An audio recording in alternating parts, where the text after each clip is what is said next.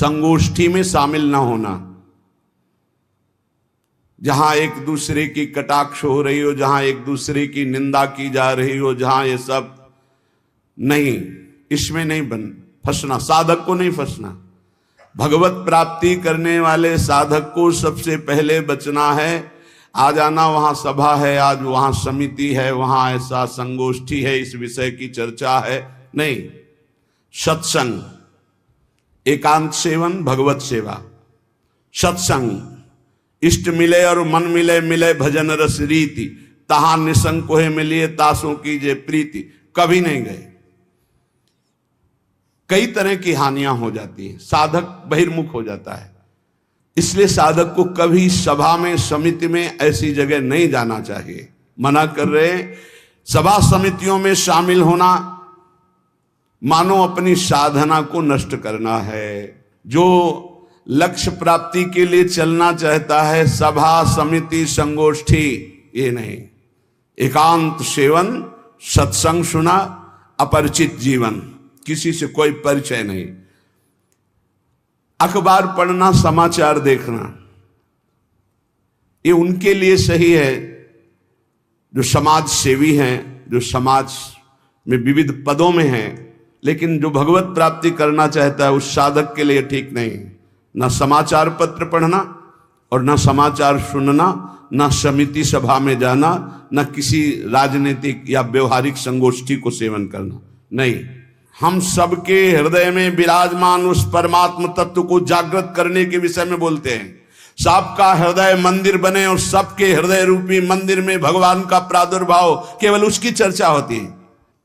जिस प्रभाव से अनंत जन्मों से हम भटक रहे हैं, उस माया की मलिनता का नाश करके सच्चिदानंद प्रभु में स्थित होने की चर्चा होती है। बहुत चर्चाएं हो रही हैं, कम से कम एक चर्चा तो पकड़ो जिससे तुम्हारे हृदय मंदिर के पट खुले और तुम्हें साक्षात्कार हो जाए भगवान का। जब तक हृदय मंदिर में भगवान प्रकाशित नहीं होंगे, तब तक कुछ काम बनने वाला नहीं। तो सत्संग हृदय मंदिर के पट खोलता है, सत्संग ज्ञान चक्षु खोलता है, प्रेम नेत्र खोलता है।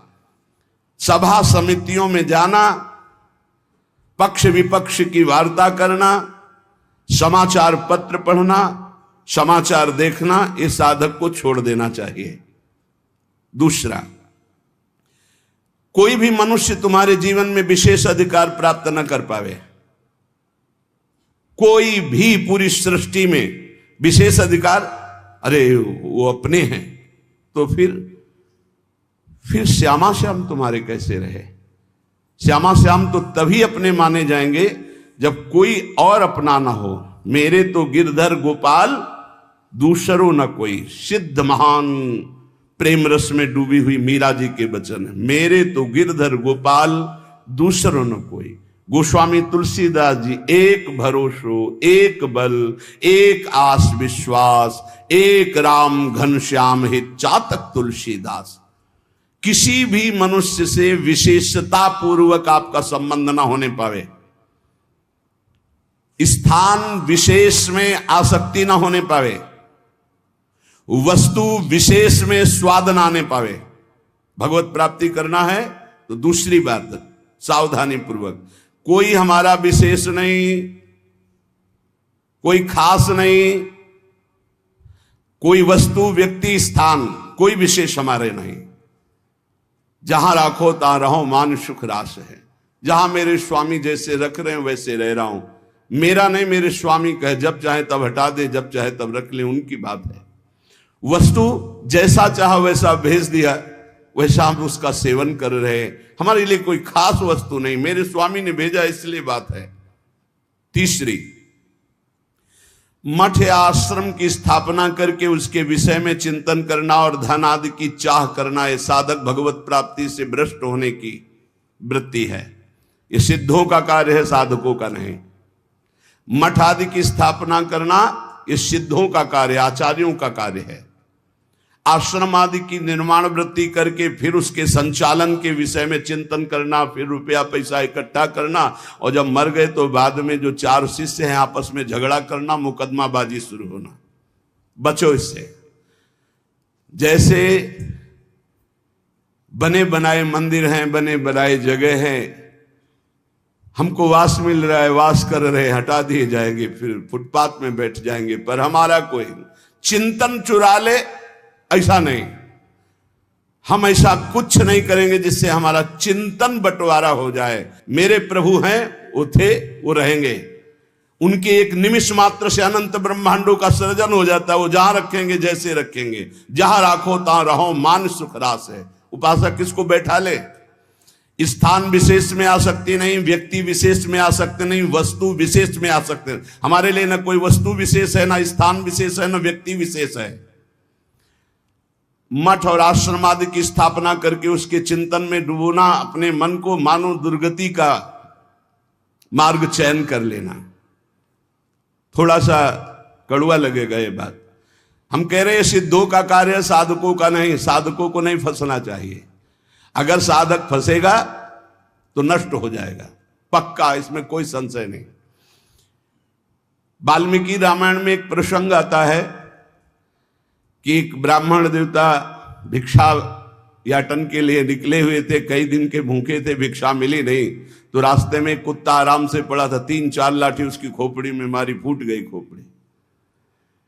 उस समय राजाधिराज चक्रवर्ती महाराज अनंत कोटि ब्रह्मांडों के स्वामी भगवान श्री राम सिंहासन पर विराजमान थे। दरवाजे से आवाज मारी, सेवक ने कहा एक कुत्ता अपनी प्रार्थना करना चाहता है। भगवान ने बुलाया, बोलो। बोले मैं आराम से मार्ग में पड़ा था प्रभु, क्या मार्ग के साइड में पड़े रहना अपराध है? मैं कुत्ता हूं तो इसलिए मेरा इतना भी अधिकार नहीं कि मैं रास्ते के साइड में पड़ा रहूं। नहीं हुआ क्या, एक ब्राह्मण ने हमारे 4-5 लाठी मारी, खोपड़ी फूट गई। आप बताओ क्या मेरा दोष क्या था? मैंने भूखा भी नहीं, मैंने उसको कुछ छेड़ा भी नहीं, फिर क्यों मारा? बोले हमारे दरबार में ब्राह्मण को तो दंड दिया नहीं जाता। हाँ आप आए हो इसलिए बुलाते हैं उनको और प्रार्थना करेंगे कि ऐसा क्यों किया। बुलाए गए, भगवान आदर किए उन्हें और कहा आपने ऐसी त्रुटि क्यों की, क्यों मारा इसको? बोले 3-4 दिन से भिक्षा नहीं मिल रही थी, आराम से सो रहा था, मैं भूखा टहल रहा हूं, गुस्सा है, हमने मार दिया। अपराध है आपका? हाँ है। कुत्ते से कहा कि मैं तो दंड नहीं दे सकता क्योंकि हमारे दरबार में ब्रह्म ऋषि को दंड नहीं दिया जाता, आप दंड निर्धारित कीजिए, क्या दंड दिया जाए? उनका कलिंजर पर्वत का इनको महंत बना दिया जाए। ये दंड है, पुरस्कार। जिसको मांगने से भी भिक्षा नहीं मिलती, वो कलिंजर पर्वत के बहुत बड़े आश्रम का महंत बन जाएगा आगे चलकर, तो ये तो पुरस्कार मिला, ये तो दंड थोड़ी। बोले नहीं प्रभु, मैं मानते ही हूं, पूर्व का मैं मानते ही हूं, जो कुत्ता बना हूं, ये जब कुत्ता बनेगा ना तब इसको समझ में आएगा। सीधे कुत्ता ना कह करके इसको हमने, अगर साधक ये सिद्धों का खेल है, जो स्वात्मानंद में मगन है वो पूरा साम्राज्य चला सकते हैं, लेकिन जो साधक है अगर इस प्रपंच में फंसा तो मारा जाएगा। जब तक भगवत साक्षात्कार न हो तब तक होश में मठ और आश्रम आदि की स्थापना करके उसके चलाने की चिंता करना, ये सब बिल्कुल परमार्थ से भ्रष्ट कर देने की बात है। चौथा, साधन में आलस्य, प्रमाद अपनी दिनचर्या में कभी नहीं होना चाहिए। गुरु प्रसाद से अभी तक, अब आगे भगवान जाने, अगर 102 बुखार भी है और हमारा नियम है 12:30 बजे 1 बजे जगना, तो जगना है, जगना। पैदल आते थे, अब ठीक उसी समय राउंड लगा के अपनी दिनचर्या है, अपनी दिनचर्या में 1 मिनट का फर्क नहीं। अब तो आराम से सो सकते हैं, नहीं, आराम कहां, जब तक शरीर में श्वास है आराम नहीं। इसको ऐसे रगड़ा जाता है जैसे कंजूस मालिक नौकर से, ऐसे इस शरीर का प्रयोग किया जाता है। एक एक श्वास बचा बचा के भगवान के चरणों में, और खूब मेहनत कराओ इससे। ये किस काम में आएगा? खा खा के अगर वजन बढ़ा रहे हो तो लकड़ी का वजन बढ़ेगा, फूंक दिया जाएगा शरीर, और किस काम में आएगा? न उठने में सुविधा, न दिनचर्या में सुविधा। जब शरीर बढ़ जाता है ना, अरे थोड़ा कम खाओ, खूब इसको व्यायाम प्राणायाम, अपनी दिनचर्या मेहनत करो, खूब नाम जप करो, भजन करो, इसके लिए मिला है। बोले साधन में आलस्य नहीं होना चाहिए, अपनी दिनचर्या में प्रमाद नहीं होना चाहिए। किसी भी साधक, दिनचर्या में प्रमाद का मतलब है अपने जीवन को नष्ट करना। ये नींद अच्छा है या राधा राधा रटना अच्छा है? हम कहते थोड़ा सो लो। नींद में केवल सुख जो मिलता है वो 5-6 घंटे संसार का चिंतन छूट गया इस बात का है। तो तुम बैठे बैठे जागृत में यदि ऐसा अभ्यास बना लो, उसे समाधि कहते हैं। न जागृत है, न स्वप्न है, न सुषुप्ति है, भगवदाकार वृत्ति है। इसी के लिए तो हमारा मानव जीवन हुआ है। साधक अपनी साधना में प्रमाद न करे। कभी 3 बजे, कभी 4 बजे, कभी 5:30 बजे, कभी 2 बजे, ऐसी दिनचर्या ने एक राइट दिनचर्या, 2, 4, 5 मिनट की बात अलग, पूरे जीवन आजीवन एक दिनचर्या चलनी चाहिए साधक की। फिर कर लेंगे प्रमाद, दीर्घ सूत्रता, ये नहीं होना चाहिए। 11 माला कहा है, आज 5 माला हुए, कोई कल 11 और 6, फिर कल जब 11 और 6 पूर्ति कर रहे तो 6 पूरे 11, फिर आगे कर। धीरे धीरे नियम ही खत्म हो गया, खत्म। हम कभी इस बात से राजी ना हो कि हमारा मन भजन के लिए आगे टालता है। जब हम दीक्षा देते हैं तो इतना जरूर कहते हैं कि 11 माला गुरु मंत्र के अधिक जपो तुम्हारे सौभाग्य का विषय पर। हमारा नियम 11 कम से कम प्रारंभिक स्थिति में, 12 पद कम से कम चतुरासी जी के पूरी पाठ कर जाओ, तुम्हारे अहो भाग्य, धन्य भाग। रो रो कर जब नाम पुकारते हैं तब कृपा होती है। पता नहीं कौन सी परिस्थिति ऐसा आ जाए कि लाद कर तुम्हें धाम से बाहर फेंक दिया जाए।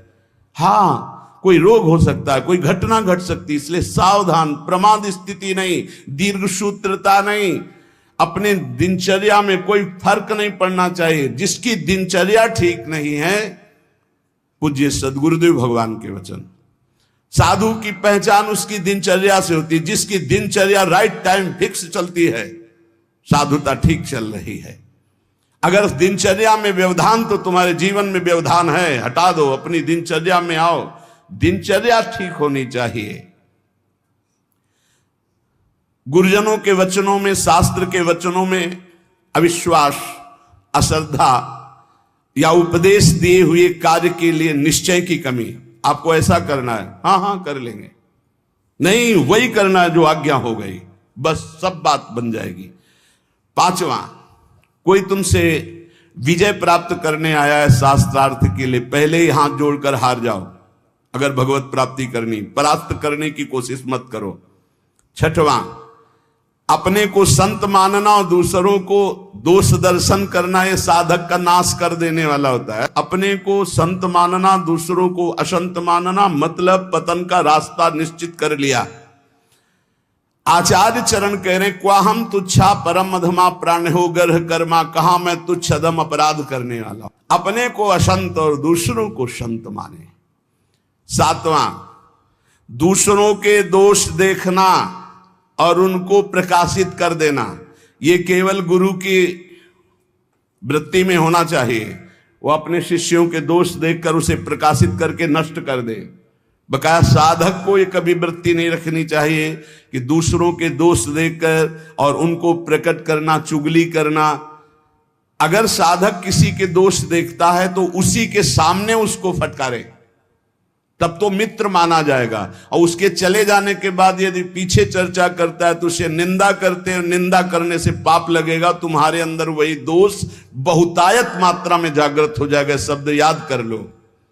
अगर किसी के प्रति तुम्हारा दोष दर्शन है तो उसी के सामने कहो उससे, ए भाई हमने सत्संग में सुना है, ये जो तुम्हारी बात है ना, ये ठीक नहीं है, इसको सुधार कर लो। तो निंदा नहीं मानी जाएगी। वो चला गया, इसके बाद आप उसकी चर्चा करते हैं, अब ये पाप होगा। पर निंदा के कीते आवत नहीं कछुआत, मूर्ख पर्वत पाप को ले चल अपने साथ। 8वां, किसी भी मनुष्य का ना शरीर से अपमान, न वाणी से अपमान और न मन से उसके नाश का चिंतन। जो तुम्हारा अहित कर रहा है, तुम्हारी निंदा कर रहा है, तुम्हारा अपमान कर रहा है, तो तुम्हें लौट कर अपमान नहीं करना। यह सिद्धांत है भगवत प्राप्ति का। और मन से संकल्प नहीं बनाना कि भोगोगे, क्योंकि तुम भजन करते हो। अगर ऐसा सोचे तो वो भोगेगा जरूर, लेकिन तुम्हारा भजन भगवत प्राप्ति की योग्य नहीं रह जाएगा।